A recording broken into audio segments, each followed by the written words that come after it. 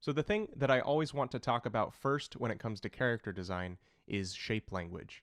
And what's interesting is that we tend to have a desire to complicate things and jump to the dessert of something. And that may mean that you're looking at a slide of what I call primary shapes right now, the circle, square, and triangle, and you're immediately saying, too easy, show me the good stuff. To which I say, hold on, because character designers are always creating complex characters, but they're seeking clarity. And it doesn't get much clearer than these shapes right here. So I implore you to stay with me here. So, what is shape language? Well, any design is made up of language. Language isn't just written or spoken words, it's communication. We communicate more than just words to each other. We communicate thoughts, ideas, concepts, and feelings. I've said this many times before, character design is a tool for storytelling. By utilizing shape language, you're speaking in our mother tongue, the one that resonates with something deep in our minds. So you're sitting there right now going, how did we get from circle, square, triangle to resonating deep in our minds? Well, I'm going to draw a simple character within these shapes, using these shapes and talking about personality. When designing a character, you eventually need to know who they are. Sometimes the story comes first, and that informs the visual aspect of a character. Other times that feeds back into the story in a bit of a loop, and a character becomes a refined concept in both the story and visuals. That usually happens through iteration. So since I'm just making faces with these shapes, it becomes fairly obvious what personalities are shining through with these characters, right? By using not only the circle, but round shapes, there's a warm, cheerful character in this circle. The square character is dull, unamused, and boring. This triangle character is devious and conniving. But something secondary that you might notice about these three shapes. The middle character appears static and unmoving, while the far right character comes off as more dynamic and animated, isn't that true? That is part of shape language. It's as simple as the lines being diagonal and asymmetrical, that's conveying action to us, it's exciting, where symmetry, flat lines, and right angles are doing nothing for us. Perhaps you find yourself drawn, however, most to the character on the left, because you feel like you connect to her the most. That's an example of circles and round shapes being more relatable to us.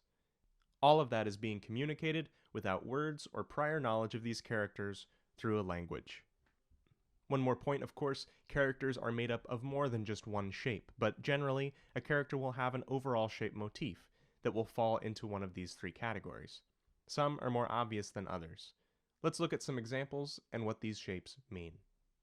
A round character can convey innocence, purity, or youth. In the case of Kirby, he's about as round as they come. Every piece of him is made up of circles or ovals. Something that you want to consider when designing a character that's meant to be cute is to include mostly round shapes. Why is that? What else do we find cute that's round? Stock photos. No. Babies, puppies, young things, they're formative, innocent, and biologically, we want to take care of them because otherwise they'd be helpless. Secondarily, we also tend to associate round things with potential. Going back to Kirby, it works because he has the potential to become so many things and be extremely powerful. We don't just want to think about circles, but round lines, curves, soft shapes. What's the difference between someone described as having a soft personality and one with a hard personality? Take those qualities and visually describe them with soft and hard shapes, respectively. Round or curved shapes are also decidedly feminine. Not just female, but feminine. This isn't to say all female characters should be designed this way. Look at Maleficent from Sleeping Beauty. She has a lot of hard shapes and angles in her design to quickly convey that this is not a kind or loving person. Now, speaking of love, what shape or symbol do we associate with love? Well, we use a heart. We associate it with passion, nurturing, heartbreak, deep emotion, and of course love.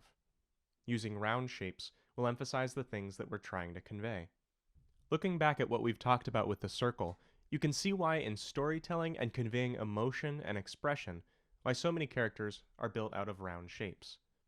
In the next two videos, we'll talk about the square and triangle and the characters that are typically built out of them.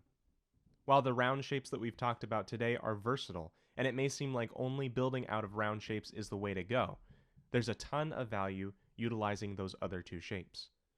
I'll also talk about the next step beyond these primary shapes in shape language. I'm calling these primary shapes the way that red, yellow, and blue are primary colors. That should give you a hint that the next step involves some blending of these shapes. That's it for me today. I'm making new videos every day this month at characterdesignforge.com. Subscribing on YouTube will let you know when they're available, and I would love to hear your questions and struggles in a comment or message. Thank you for watching, and have fun creating.